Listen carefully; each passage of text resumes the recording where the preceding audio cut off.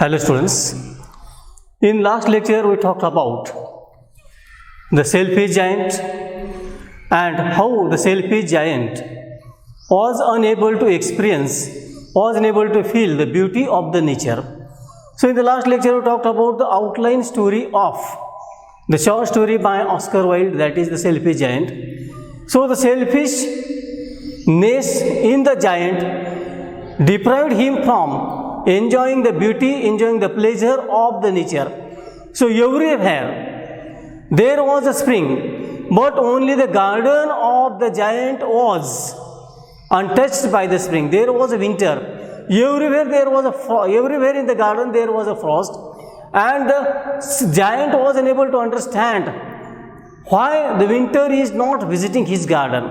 So one day selfish giant was surprised to listen the twittering of the birds. One day the selfish giant was surprised to see some flowers blooming, and so spring is the arrival of the spring. And when he realized, when he saw the children are playing in the garden, so he realized the mistake that he has committed.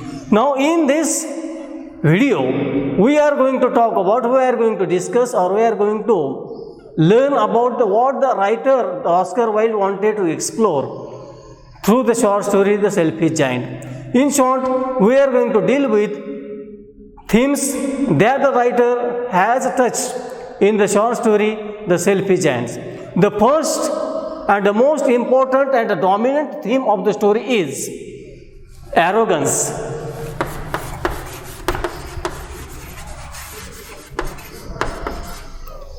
So arrogance is one of the important themes of the short story The Selfish Giant. So arrogance here is related with the giant. The selfishness was a vice. This vice of arrogance, this vice of greed was unable to allow the spring to enter into his garden. So selfish giant realized, selfish giant became aware of his greed, selfish giant became aware of his human vice of arrogance. And the theme, the dominant theme of the story deals with arrogance, that this arrogance is related with the giant. Because of his selfishness, because of his vice of greed, the spring wasn't there, and everywhere there was winter, everywhere there was a frost, and lack of greenery, lack of smell, lack of chirping of the birds. So arrogance, proud, and we can say greed is also the dominant theme of the short story. So the selfish giant wanted to enjoy all the pleasures for his own sake. So he is unable to understand that the pleasure lies in sharing. He doesn't wanted others to enjoy his garden. He doesn't wanted others to be in his garden, and we can call it as arrogance. He was unable to understand the blessings of the God is always with the persons who allows others to partake, who allows others to be the part of happiness. And this happy sharing of happiness, sharing of pleasure is important. The selfish giant is unaware of this thing. So selfish giant, he refuses children to be in his garden. Not only this, but he also put a notice board there, and on that notice where it was written, trespassers will be prosecuted. So this is the arrogance, this is a pride, we can call it. This can be considered as greed, this can be considered as vice. Then due to his arrogance, his heart is filled with arrogance. He is unable to understand that love, compassion, and allowing others to be the part of happiness is important to become happy, to become contentful, to be free from sorrow or miseries. Then the next we can add here, he is unable to feel affection for anyone. So he does not have feelings of love, he does not have feeling of compassion for others. And that is why it is said that arrogance is dominant or major theme. So selfish giant is unable to understand, selfish giant doesn't know that compassion, love and sharing of happiness is important. He doesn't allow anyone to be in his garden. He used to expel the persons or the children who came in his garden in his absence. And when the children were in the garden, there was greenery, there was chirping of the birds were there, flowers were blossom. But when he came to the garden, he expelled the children out of the garden, and it is arrogance on the part of the selfish giant. He was unable to understand. He couldn't understand that happiness lies in sharing. Then the next theme of the story can be put here as isolation.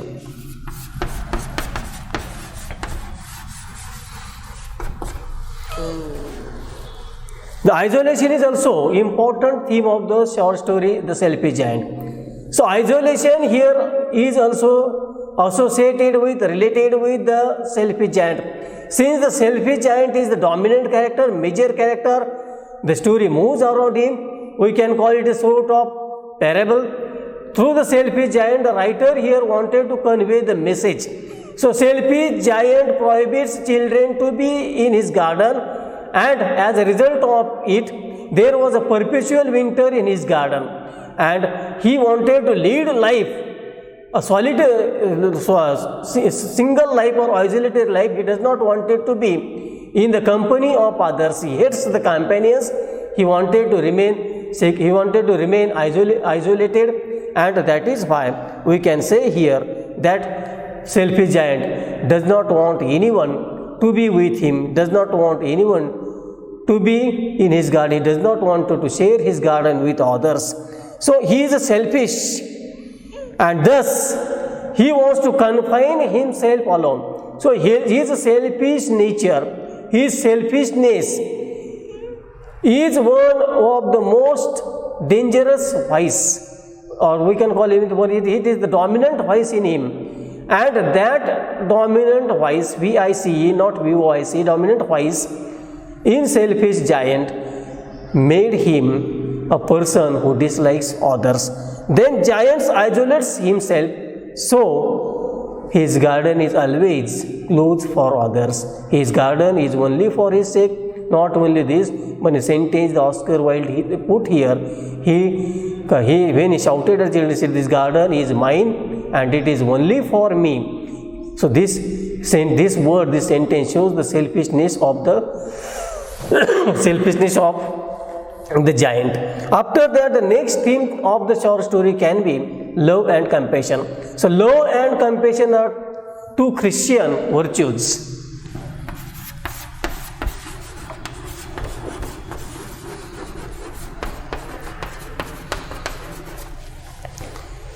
Love and compassion are two Christian virtues. The persons who believed in the principles of Christianity, they wanted to show affection, they wanted to show love, and they wanted to show the compassion to others. But this giant, being a selfish, is unable to understand the love, is unable to show the compassion for others. So his heart is melted when he picked up a little boy and put him among the branches of the tree, and that little boy kissed the hands of the giant, and in this way there was a change in the attitude, there was a change in the mind of the selfish giant, and he became a selfless. So this principle of Christianity is presented through the character of child. The child is none other but Jesus Christ. The child represents, or child stands for Jesus Christ. So Jesus Christ came there to make the salvation of the selfish giant, and Jesus Christ helped the selfish giant to overcome his selfishness, and he became a selfless. After that, we can also say here, the selfish giant, since he undergoes a change, now he no more dislikes the children, he no more hates the children, instead he likes to play with the children. And as days pass, selfish giant became old. Now he is unable to come and play with the children, but he is watching the children playing. And at the time of his death, when he was about to die, he saw once again that child whom he has picked up and put on the branch. So selfish giant, by virtue of being loving, by the virtue of compassion, by the virtue of being merciful to others, by the virtue of being helping to others, has become selfless, and in this way he is saved by the Jesus Christ, and his salvation comes through the hands of Jesus Christ. So the next theme of the short story can be salvation.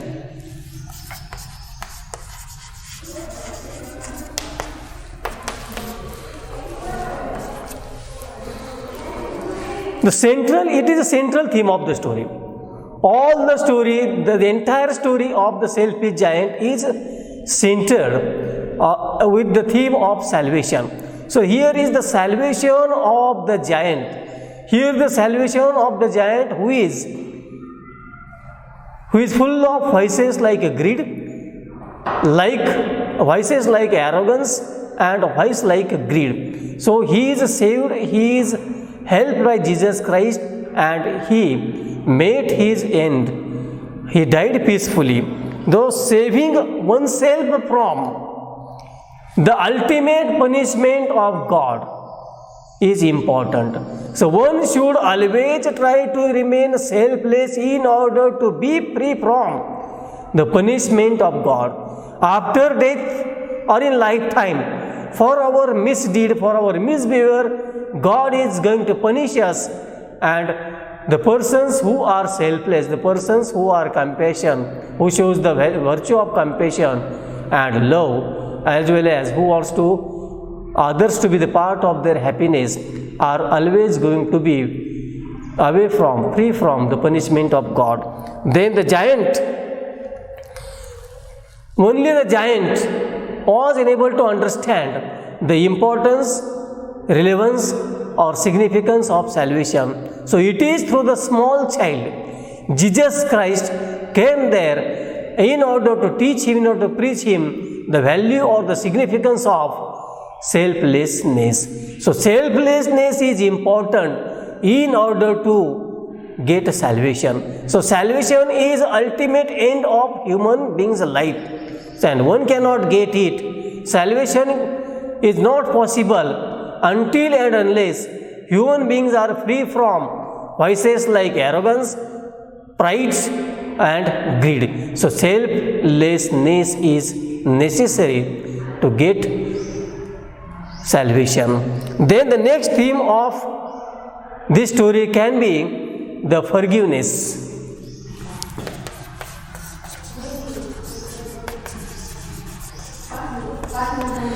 We all know that to forget is human and to forgive is divine. So forgiveness is important. The selfish giant was pardoned or forgiven by the God, but the selfish giant was not punished for the mistakes he has committed because he realized his mistakes.